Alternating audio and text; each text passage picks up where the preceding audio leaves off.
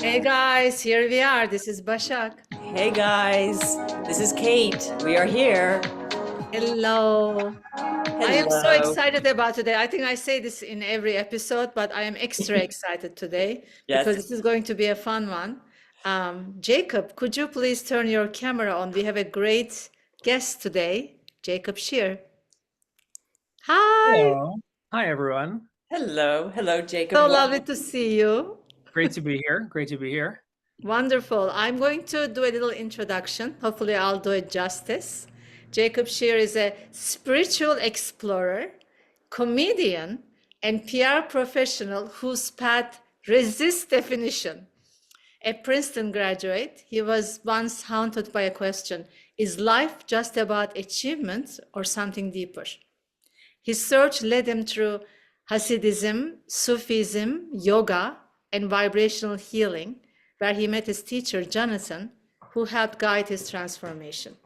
Through his journey with depression, anxiety, and pain, Jacob discovered that enlightenment isn't a distant goal, but the simple recognition of awareness in this very moment. Now based in New York City, he helps entrepreneurs, creatives, and spiritual teachers share their voices while using comedy to bring people from thought into joy. His messages: presence over perfection, awareness over attainment, and peace in the now. Welcome, Jacob. Wow, that's a beautiful bio. Welcome, Jacob. That's just amazing. Thank you. Thank you. You know, I have nothing else to say. That's it. All right, Well, I know goodbye, you have a everyone. lot to say. I hope you have a lot to say because No, I you do. are a deep thinker, but also extremely funny person. Thank you. Yeah. Yeah. I sort of got started with it all as I think a lot of comedians say this, which is that as a young kid, I was the youngest of 10 grandchildren and I wanted to be heard. And so I had to be extra funny or extra smart or extra witty to like get in over all the older cousins and family members at family dinners and things like that. So I really say that that is the genesis of my desire to be funny. Mhm. But um, I was telling you this before that I actually think that there's something deeply spiritual to humor. That like everyone says humor is medicine, laughter is medicine. Yep. And I think that when you're laughing and when you're in a state of joy, you're actually out of your mind temporarily. And you're not thinking about somewhere else, you're totally present in the moment. And I think that's why it's universal. Everybody loves it.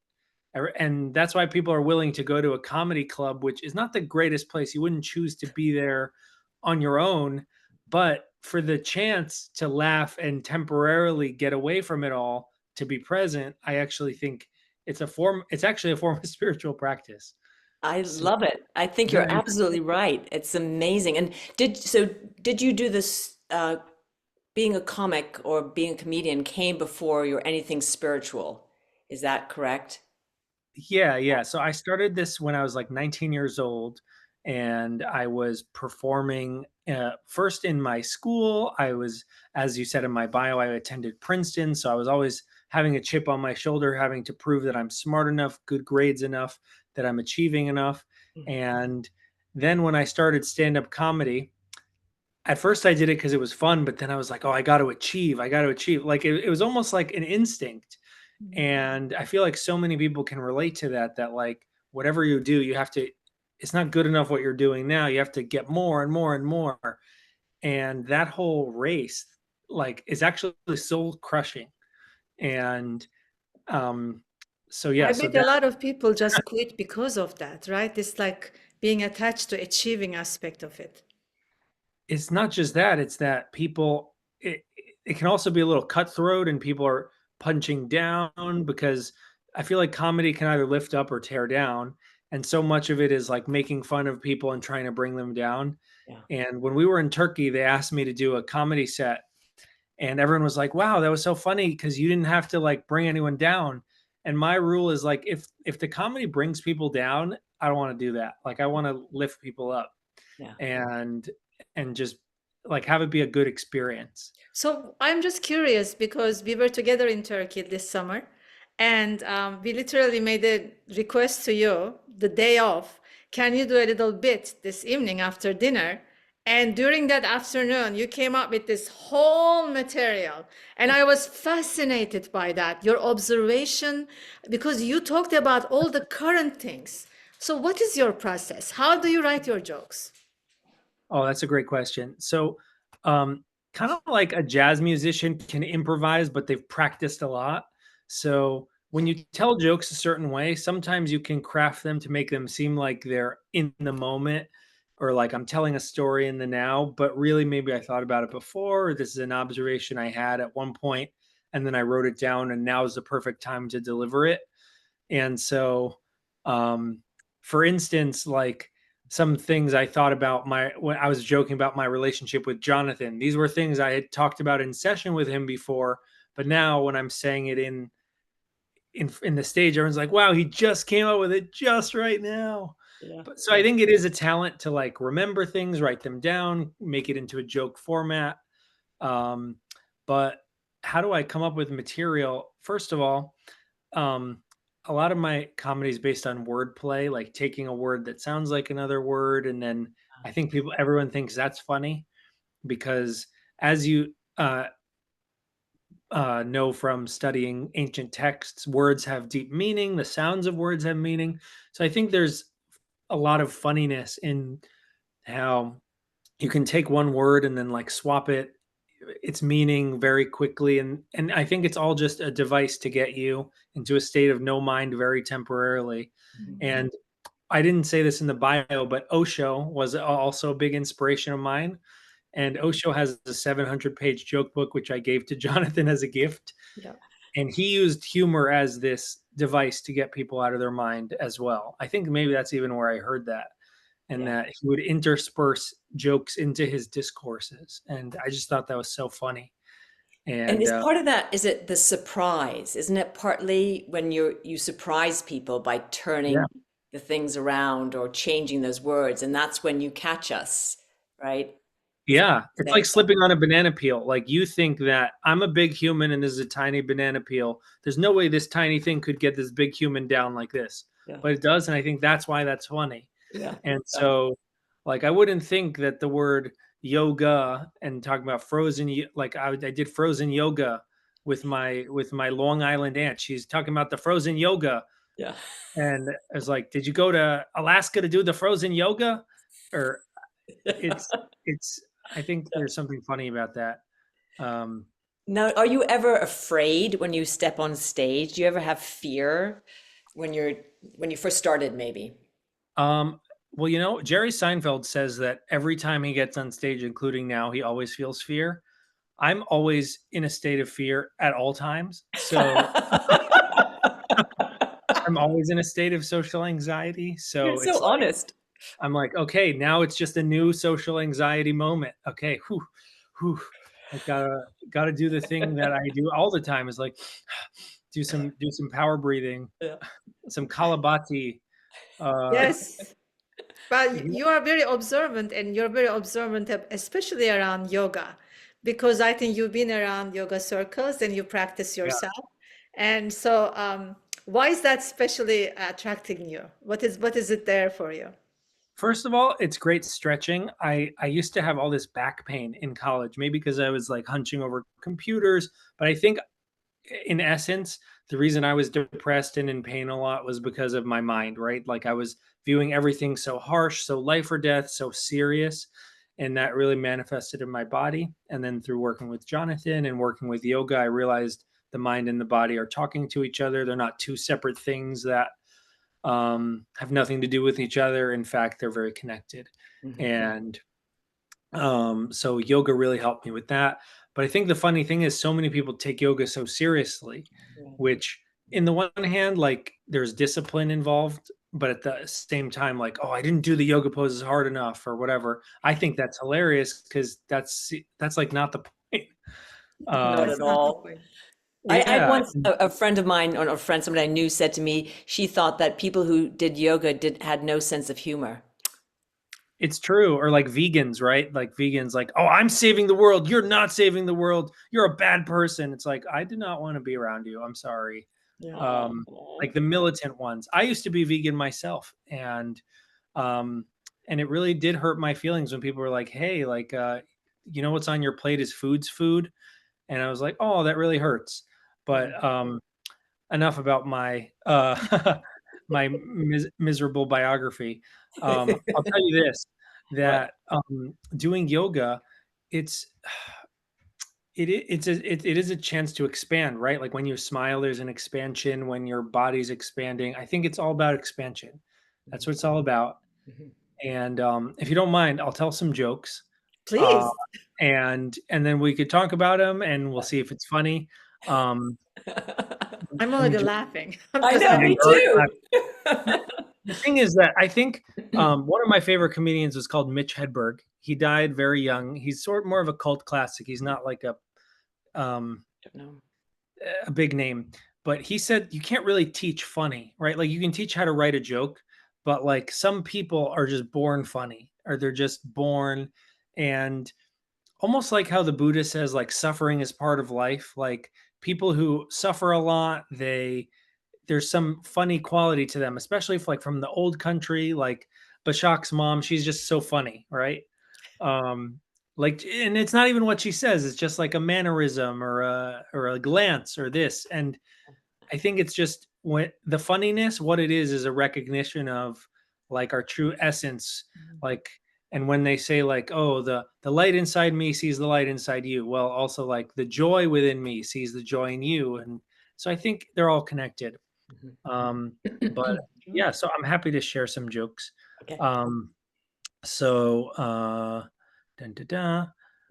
Yeah, like some observational humor is that a few years ago, a teacher told me, he's like, don't compare yourself to others because that's what everyone else around you is doing. And I was like, but isn't that comparing? He's like, I need you to quiet down right now.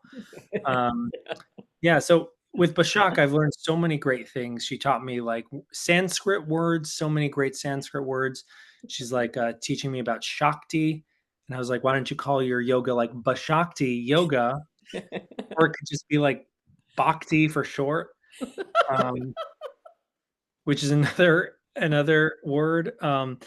I started taking New York yoga because it was a great place to meet girls because like because you're the only straight guy in the class. Mhm. And I took a class with this teacher whose name is Matt, and he called himself Yoga Matt. And Yoga Matt, he's like, you can roll me up into a little ball. And I was like, oh my gosh, Yoga Matt, what are you saying?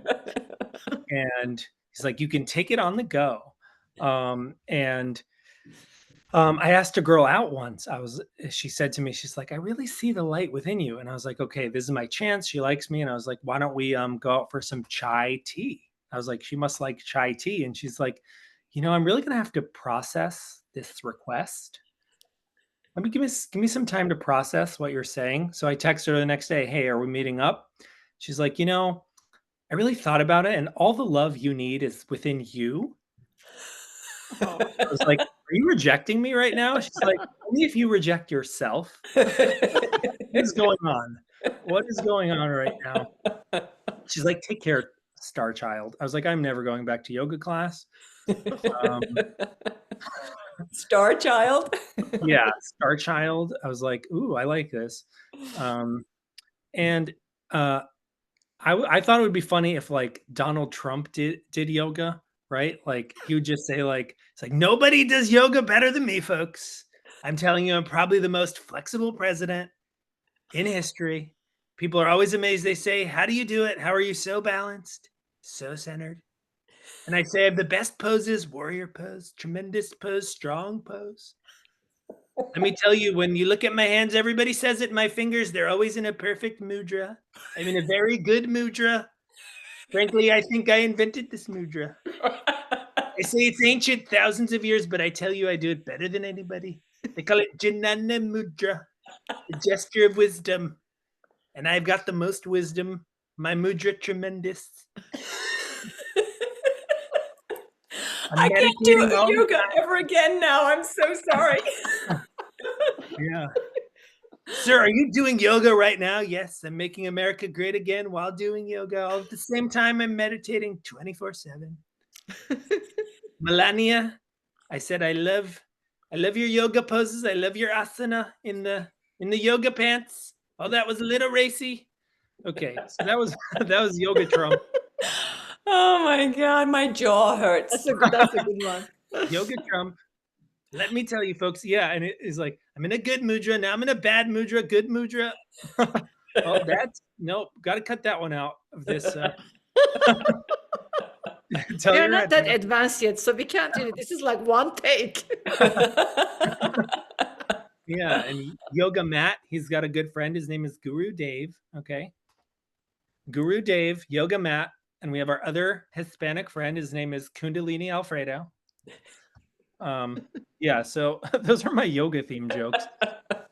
During COVID, Yeah.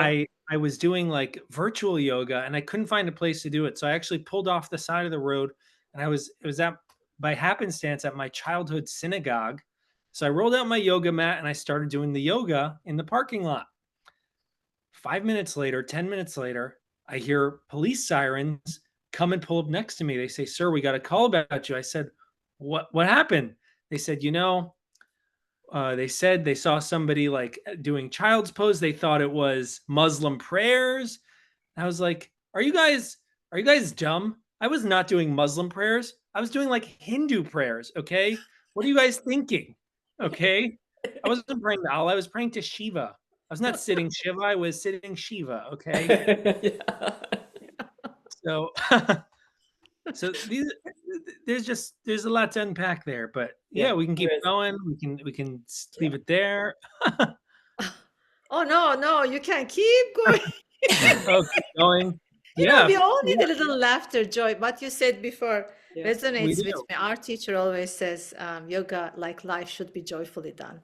And this is just, Yeah, this is Mhm. what it is. and Bashak told me what Leela is. It means it's a play. The world is Play. just play, Yeah. playful. It's not so harsh and arduous. So that's Yeah. how I view it. There's Yeah. actually this teacher called Krishna Prem. He was a disciple of Osho and one of his joke writers. And he wrote a book called G, You Are You, about how you are your own guru. And he was Osho's joke writer for like 20 years or something. And so he leads these things called play shops instead of workshops where you like learn how to laugh and stuff like that. And he's That's like so 100 years fantastic. old, but no, he's a cool Yeah. guy. Where So is he? Where is he based? Is he based? Boston, Oh, he is in Boston. Boston. Oh, Yeah, very cool. Wow. yeah. Very cool. Well, there is So, this laughter yoga thing, right? Too, yeah, where you just there is. laugh. So easy. Well, it's not just laugh. The best Oh, laughter yoga I've seen is where you lie down, your head is on the belly of somebody somebody else. else. Yeah. Yeah. Somebody else is on your belly, and you make like a circle. And Yeah. once someone starts laughing, it's almost uncontrollable because your head's moving, they're Yeah. moving, and Yeah. Yeah. it's Yeah. one We of the do that Osho in our meditations is called the trainings. Mystic Yeah. Rose. Have you done the Mystic Rose? No. No. That's like probably his most famous one that's not the dynamic, which is for 3 weeks. For week one, you're I'm not sure if it's week one or week two, but for 3 hours a day, you're just laughing nonstop. Oh, And they play like laughter in the background. I'm not sure if that's week one or week two, but then week two, then you're crying for 3 hours a day for 7 days. And then Oh, week wow. three, you're sitting in meditation for 3 hours for 7 days. And apparently it's so deep because you've already released all the mental gunk from all the laughing and the crying and the that makes sense. um, Do you test your jokes on friends and family? sometimes they just naturally come out. Mhm. And Yeah. I do test them. Yeah. And at work, all my colleagues are like, please stop this now. I bet. Do you have a Yeah. regular gig someplace in the city? Or Um, Not currently. I used to perform a lot. And over the past couple of months, I've been getting more into it, especially I do once a month at like a local young professional kind of event, but I should really get doing it more because you know what? Why not? why It's not? just, Yeah. Why yeah, not? It's, yeah. It's awesome. It's so awesome. So, I really enjoy the joke writing part of it. For me, it's like a puzzle. Like you're crafting it, and like the solution is people laugh. And so sometimes it's like putting together the pieces of a puzzle where I could tell the same joke just slightly differently, or the words in a slightly different order, or like a pause, and it will not get the same reaction. right. And so there's a little bit of a science and an art to it. And Yeah. also delivery, right? Like not everybody's, because sometimes I hear jokes that you said from Jonathan, and I just look at him with a straight face. And when I hear from you, I'm like laughing so hard because of the mannerism also, right? Yeah, Yeah. yeah. I think Jonathan, he could work on his delivery a little bit, but Yes, I tell him that every day. So what are some of yeah, your other subjects that you've done yoga for us? Are there certain subjects yeah. that you delve You into? know, there's Or, like there's some things are universal, like dating, like rapper names, right? Like yeah. that one's I have a lot of different bits like about my childhood, about uh a lot of it has to do with language and plays on words. Like when I was when I was younger, I wanted to be a rapper, and I was like, what name should I pick? And so I was like, you gotta have a big scary name, like Notorious B.I.G. He's notorious, he's scary, he's big. He's like that's really big and scary, right? And then there's like, what about other ones like Eminem? That's actually a very small candy. Like I'm not scared of that. Um, and then I realized like, so you either have to be really, really big or really, really small. And so there's like Little Wayne. I don't know if you ever heard of Yeah. some of Yes. these guys. So there's Little Yes. Wayne, but then he caught on. He's like, I don't want to be little anymore. So then he just became Wayne. Yeah. Yeah. And then he became Wheezy when he got old, because Wheezy is one of his nicknames. And and then there's like Little Kim. Then she became Kim. She hasn't gotten to the next level yet, which I think is going to be like Kim Jong Il or something. And then there's like Mac Miller. Have you ever heard of Mac Miller? He No. Mhm. was Yeah, he died real young. He died at age 26. Had he gotten a little older, he would have become Big Mac, and then like old MacDonald, you know. Like, he would have become. That's a good one. So yeah, I think everyone appreciates the absurdity of certain things, and Mhm. like why are certain things some ways, making observations about What them. about the dating jokes? What kind of jokes do you have? Dating and getting rejected, and like the yoga rejection.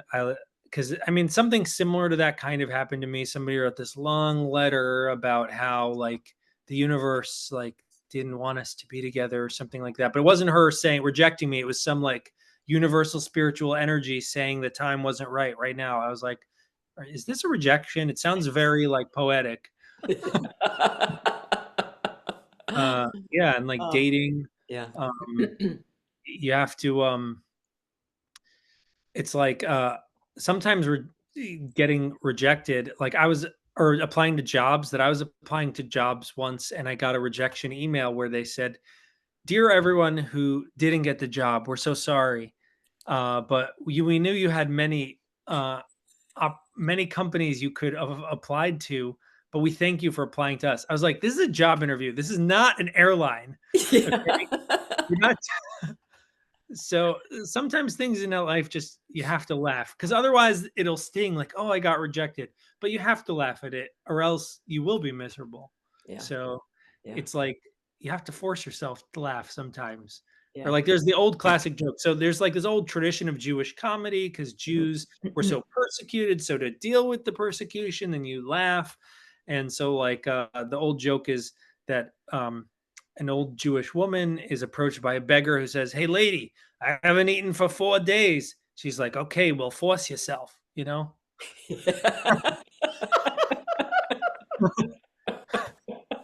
So it's like, I think a joke like that is that they're Yeah. both in their own world. This Yes. beggar is like, I need food. And this Yeah. old lady is like, you're like my kid who's saying I haven't eaten. So you got to force yourself. So Yeah. I think a lot of jokes are based on that like Yes. we're all in our own individual minds. Yeah. And Yeah. so Yeah. that's how I see it all. And it's a beautiful thing. And when you're on stage, and you are, making people laugh, how does that make you feel? You know, it's good. I sort of feel like all of life's a stage, you know, Yeah. that I almost feel the pressure in my own head. Nobody's putting this like to almost be funny at all times. It's almost like a social defense mechanism in a way. Yeah. So turning that off and just being present in the moment is my work, my inner work, like just being, you know, like, okay, if you're not funny, if people aren't laughing, it's still okay. Yeah. And Yeah. um, same with like, you know, if you didn't say some amazingly intellectual, mind-blowing thing, that's also okay. Like you could just say normal things. Oh, that's amazing. Like, like that could be a real ego crusher, and it's so great that you have that opportunity. I mean, a lot of people are in fear of doing something that's out of their comfort zone. And being on stage, I think, is the ultimate comfort zone challenger for Killer. most of us, right? And Yeah. the fact that you just like, I'm gonna just do it, and whatever it is, it is. That's amazing. That's Mhm. that's huge Yeah. growth, I think. Mhm. Yeah. You know, I going back to Trump, right? Not a lot of people like him, but you have to admit he is funny. Yeah. And Yeah. uh like some of his quips, like they're just like he's a funny guy. And I feel like his political tours are more like a comedy tour than a real political thing. Sorry if I'm gonna get into the Trump administration, Mhm. but it's all good. No, he's a funny guy, and I think that it's just like when somebody has a different perspective on life that like than somebody else. That's when I think humorous situations come out, and so Yeah. for me, like I think like it's almost absurd to feel like you have pressure to be funny. It's like it doesn't really make logical sense, and that's the nature of this world. Is that So, how yeah, does your humor change maybe throughout your life? right. Yeah. And what is that, do you think, related to? Yeah, I think right now I'm going a lot more nostalgic, like looking at the humor greats of the early 20th century and the Mm. mid 50s. And I just watched this documentary about Jerry Stiller on Apple TV. Just came out. It was really, I mean, it was interesting. It didn't really go into their comedy so much as like the behind the scenes, but I loved him on Seinfeld. He's like an old Yeah. classic. Mhm. Like going back to that, and um but Mark Twain once said like it was so funny he how from the age 17 to age 21 how much smarter his dad got, um Yeah. when when really it was him. Yeah. Yeah. um Mhm. and so I think i'm I'm trying to be open to that kind of position, like okay, maybe I don't know as much as I think I do, or like just being humble. I think humility is so hard to do, and when you try to be humble, then that's like also an oxymoron.